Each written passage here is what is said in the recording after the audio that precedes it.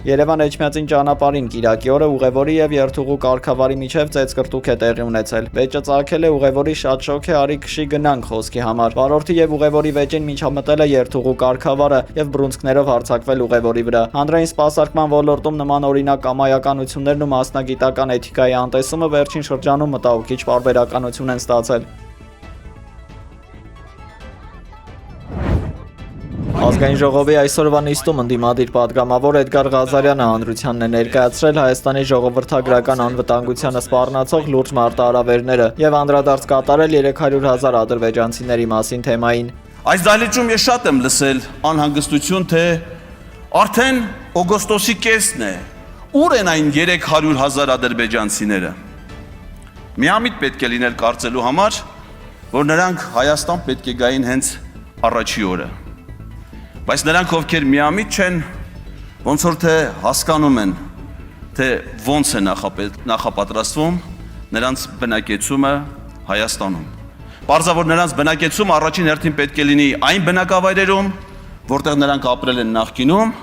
պետք է նրանք ապրեն գետոներով, առանձնացված, նաև իրենց անվտանգության խնդիրները լուծելու նպատակով։ Պատգամավորի քննադատությանն է արժանացել նաև կառավարության ակադեմիական քաղաք նախագիծը։ Իսկ այս ամենի հետ միասին ինչպես է ներկայացվում հայ հասարակությանը ապագա ծրագրերը։ Ակադեմիական քաղաք։ Այդ գեղեցիկ վառ երևակայությունը, որը պետք է իբր դառնա իրականություն, մի անհանգստություն է ինձ պատճառում։ Նեղ են փողոցները ակադեմիական քաղաքի։ Կարելի էր մի քիչ ավելի լայն անել, որպեսզի այնտեղ սովորող ուսանողներ ավելի լավ պայմաններ ունենան։ Բայց ցավոք սրտի դա իրականություն չի դառնա։ Իսկ իրականություն է այն, որ այլևս գոյություն չունի ամենագեղեցիկ եւ լուսավոր ակադեմիական քաղաքը՝ Ստեփանակերտը։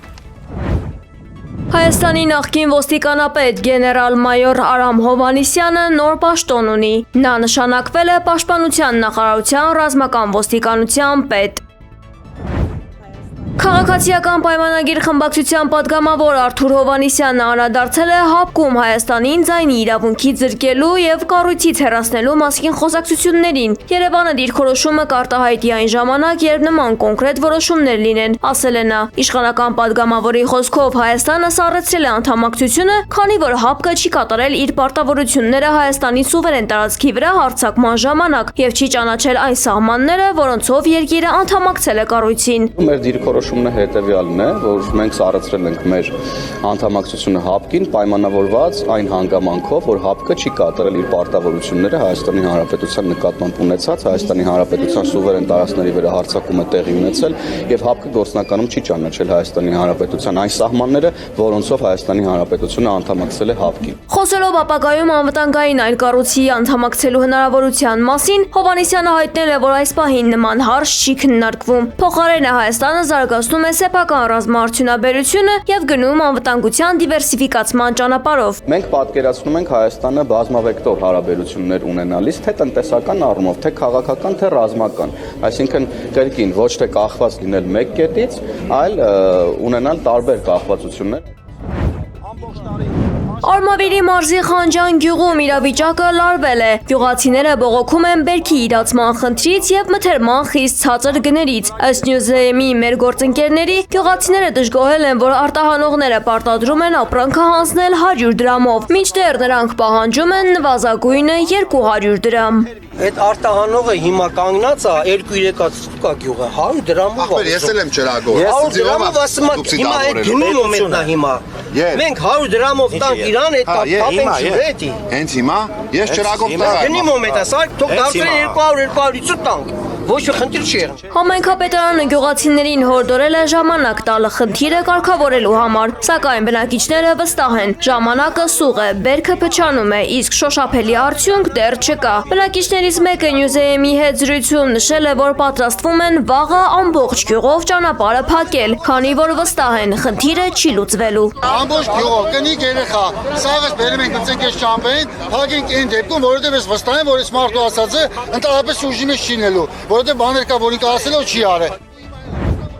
Մոսկվայում ադրբեջանական համայնքի ղեկավար Բախտիար Հասանովը արտաքսվել է Ռուսաստանից։ Ըստ ադրբեջանական լրատվամիջոցների նրան միգրանտների ժամանակավոր պահման կենտրոնից տեղափոխել են օդանավակայան եւ վտարել երկրից։ Հասանովի Ռուսաստանի քաղաքացիությունը չեղարկվել էր դեռևս անցած տարի, իսկ այս տարվա հունիսին իրավապահները նրան ձերբակալել եւ տեղափոխել էին միգրանտների կենտրոն։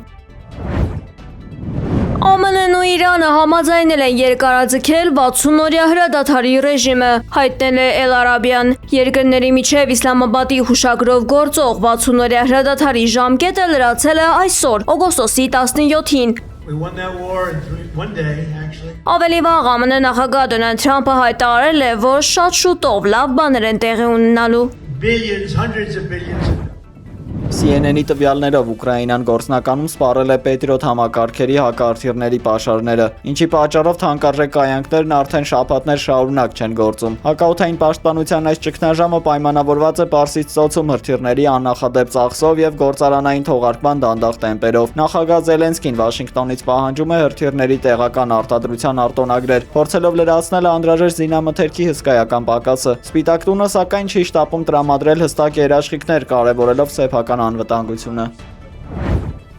Իսրայելի ազգային անվտանգության նախարար Իտամար Բեն-Գվիրը հանդես է եկել Գազայի հատվածում ամեն գիշեր 30-ից 40 մարդու սպանելու սկանդալային կոչով։ Պաշտոնյան առաջարկել է թիրախավորել նաև նրանց, ովքեր տվյալ պահին անմիջական վտանգ չեն ներկայացնում։ Այս հայտարարությամբ նախարարը բացահայտ դժգոհություն է հայտնել վարչապետ Բենյամին Նեթանյահուի վարած համեմատաբար զուսպ մարտավարության վերաբերյալ։ Նրա ելույթում հնչած ապամարտկայնացնող ձևակերպումները վկայում են Իսրայելի քաղաքական վերնախավում արմատական տրամադրությունների վտանգավոր աճի մասին։ Ցավոք սրտի նմանատիպ ագրեսիվ ռետորաբանությունը վերջին շրջանում հաճախակի բնույթ է ստացել, լրջորեն խարխլելով միջազգային մարդասիրական իրավունքի սկզբունքները։